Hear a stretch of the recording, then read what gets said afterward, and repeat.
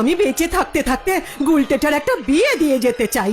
আমি তোর চিন্তার কারণ বুঝি, তাই তো আমি ওই গুলটে চরণের বিবাহর ব্যবস্থা করেছি। এ আপনি কি বলছেন গুরুদেব? ওকে কে বিয়ে করবে? আগে তো ওর একটা কাজ কম্ম। কোনো চিন্তা করবি না, ওকে কালকেই বুঁদিপুরে পাঠিয়ে দে। সেখানে বলাই বলের একমাত্র কন্যা বকুলবালার সহিত গুলটের বিবাহ স্থির হইয়াছে আগামীকাল। এ কি বলছেন গুরুদেব? আগামীকাল ওর বিয়ে? হ্যাঁ, বলাই আমার 1 নম্বর শিষ্য। ওর একজন সর্বক্ষণের খাওয়া পড়া জামাই প্রয়োজন। আমার আশীর্বাদে চিনি আলু চালের কালোবাজারি করিয়া বলাই প্রভু তো টাকা করিয়াছে। জয় প্রভু বদনানন্দের জয়। প্রভু, গুলটে যে রাজি হবে না। এবার অন্য কায়দায় ওকে আমি পাঠাবো ওই বুঁদিপুর। ডাক গুলটেকে। দাঁড়ান, ডাকছি। কেসটা কি হলো বলতো? গুলটে মামা এখন আসছে না। দেখো কি পেটটা ছেড়েছে কিনা। ঘটন, এইসব গন্ধ মার্কা কথা বলা বন্ধ কর। গুলটে মামা লোহা কাঠ পাথর সব খেয়ে হজম করে নেয়। ইউকেরা ইউকেরা ইউকেরা আরে ওই দেখ, ওই দেখ। ইউ আই সব কেরা। আরে কি হয়েছে বলবে তো? একটা হাই বাজেটের বিয়ে বাড়ির নিমন্ত্রণ পেয়েছি। কার বিয়ে? কোথায়? কজনের নিমন্ত্রণ? কবে? 16 বৎসর 16। এত হুটোপুটি করিস না, চোঁয়া ঢেকুর উঠবে। আরে দূর, বলে তো। পিসিমার 3 নম্বর গুরুদেব শ্রী বদনানন্দ মহারাজের 1 নম্বর শিষ্য হলো বলাই বল। তার একমাত্র মেয়ে বকুলবালার বিবাহ আমার আর তোদের সন্ধবে নিমন্ত্রণ করেছে। হ্যাঁ, পিসিমার গুরুদেবের শিষ্যের মেয়ের বিয়েতে তোমায় নিমন্ত্রণ করেছে না হয় বুঝলাম, শিষ্য শিষ্য ভাই শিষ্য, কিন্তু তা বলে আমাদেরও? ওরে ক্যালটাবুলাস, সবান্ধ নিমন্ত্রণে ভাই শিষ্যদের চেলারাও যায়। আরে সবান্ধবে নিমন্ত্রণ। কবে বিয়ে? কালকেই শুভ বিহাবো বিবিহ। আরে কোথায় যাবে সেটা বলো তো? কোথায়? নেমন্তের আনন্দের নামটাই তো ভুলে গেলাম রে। আরে একটু দূরে, বুঝেছিস তো? কাল ভোরের ট্রেনেই বেরিয়ে পড়তে হবে আমাদের। আরে জায়গাটা কোথায় বলবে তো? বাড়িটা তো বলতে হবে নাকি? মানে জায়গাটা হচ্ছে, দাঁড়া মনে করি, বাদু এই বাদুঘর। অনেকটা ওরকমই হবে, আরেকবার একটু জেনে নিতে হবে। ও বাবা, বাদুঘর হলে তো সে অনেক দূর, অনেক টাকা টিকিটের দাম। এই টিকিটের দাম কে দেবে? সে প্ল্যানিংও করেছে। শুধু যদুদার হেল্প একটু নিতে হবে, বুঝেছিস? কাছে আয়।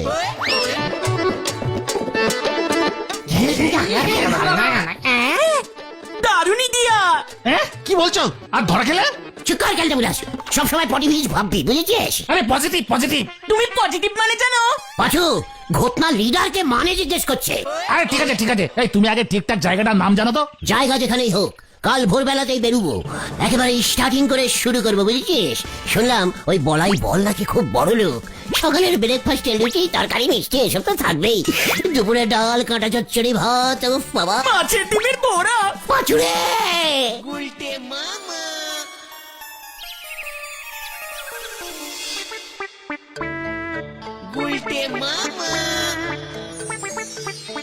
সাবধানে যাবি। জায়গার নাম ঠিকানা লেখা চিরকুটটা তুই পকেটে নিয়েছিস তো? হ্যাঁ নিয়েছি। কতবার আর বলবে? আসি তাহলে পিসমা। বেশি কথা বলবি না, সবাইকে প্রণাম করবি। গুরুদেব তোকে একটা ওনার আশীর্বাদীর উপর আংটি দেবে, মেয়েটাকে পরিয়ে দিবি। আশীর্বাদী আংটি প্রেজেন্টেশন? তাও রূপর? কেসটা কি রে? কিছু তো বুঝতে পারছি না রে। তুমি একদম চিন্তা করো না পিসিমা, মেয়েটিকে আমি নিজের হাতেই আংটি পরাবো। একটা মালা হলে ভালো হতো রে। মালা?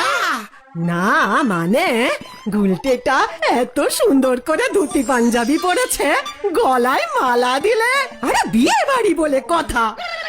না পিসিমা, ওসব তোমাদের সময় স্টাইল ছিল। সেটা পেলে ভালোই হতো। চুকার, ছুটে পেলে বালিশ চায়। চল, দেরি হয়ে যাচ্ছে। হ্যাঁ, চলো। এই আসি পিসিমা। দুগ্গা, এবার আমার মনোবাঞ্ছা পূর্ণ করো মা। হ্যাঁ, মনোবাঞ্ছা? সেটা আবার কিসে? কে আসবে? এগুলোর দেখছি বিয়ে বাড়িতে একেবারে যাবারই মন নেই। আরে বাপ। হ্যাঁ, আসছি। এই চল।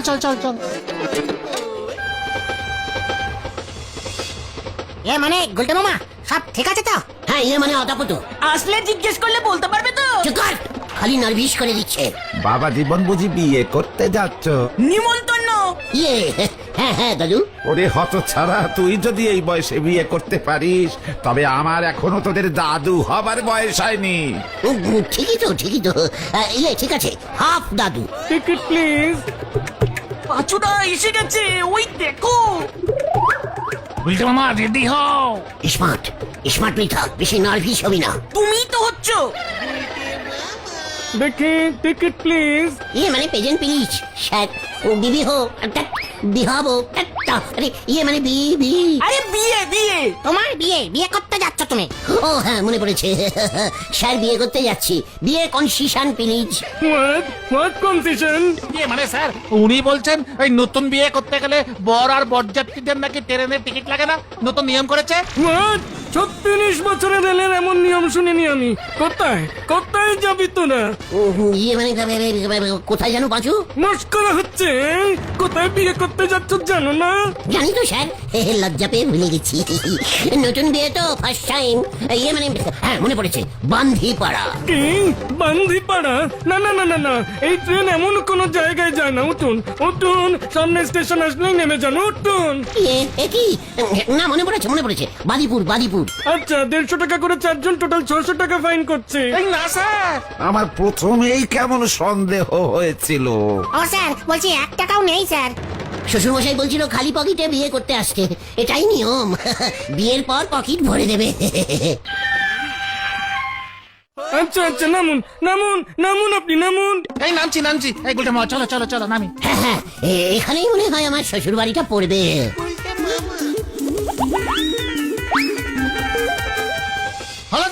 হলো তো এবার কি করবে? বারবার বলেছিলাম তোমার এসব ভুলভাল প্ল্যানিং চলবে না। তাও যদি মাথায় টোপর থাকতো। চিকন যদুদার কাছে টোপর ছিল না, শুধু ধুতি পাঞ্জাবি দিল, তাও ইস্ত্রি করে ফেরত দিতে হবে। আরে তো পালিতপাড়া, এখান থেকে কিভাবে যাব আর কোথায় বা যাব? আগে সেটা দেখো তো, বার করো কাগজটা। পিসিমা বললো ঠিকানা লিখে তোমাকে ওই কাগজে দিয়েছে, পকেটে তুমি রেখেছো। ইয়েস মনে পড়েছে। এই ইয়ে মানে কাগজটা নেই তো। আরেকবার অন্য পকেটে দেখো না। আমি দেখছি দাদা। এই নো কাগজ। এই পিসিমা এত ভুলে যায় না। পিসিমার কি দোষ? তুমি ফেলেছো। তখন বলছিলে না একটা রুমাল ভাড়া করলে ভালো হতো যদুদার কাছ থেকে, ওই বলে হাতটা পাঞ্জাবির পকেটে ঢোকালে ব্যাস কাগজটা তখনই পড়ে গেছে।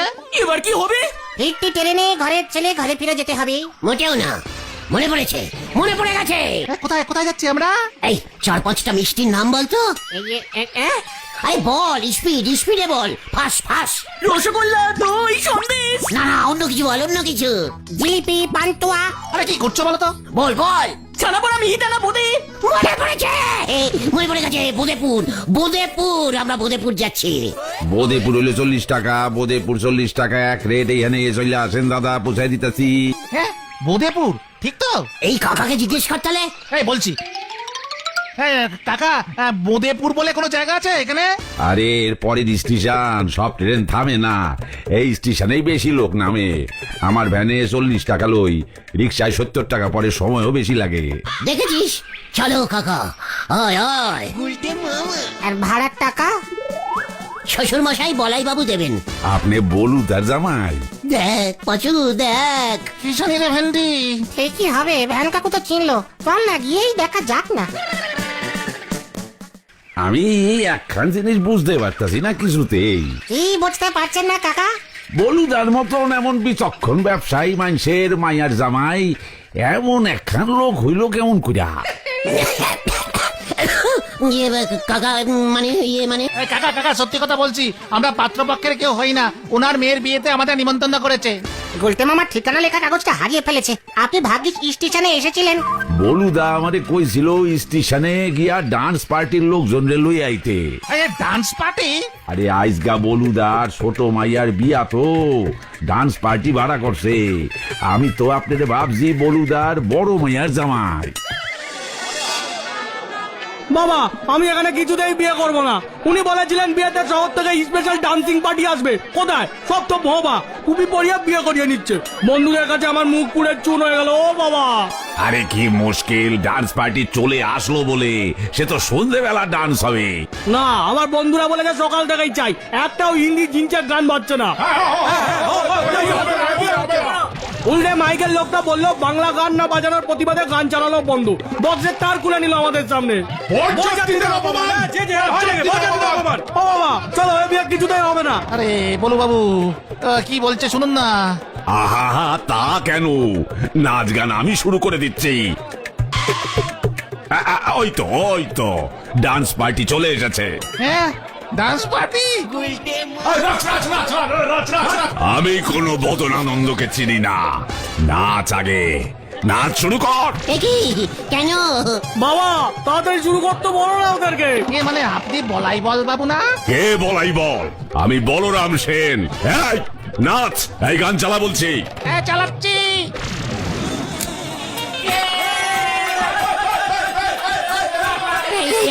কেস ঘুরে গেছে রে পাচু। না নাচলে এক্ষুনি পুলিশ ঢুকবে। বিয়ে বাড়িতে বিনা নিমন্ত্রণে ঢুকে ডাকাতি করার মতলবে। নাচ রে, নাচ নাচ।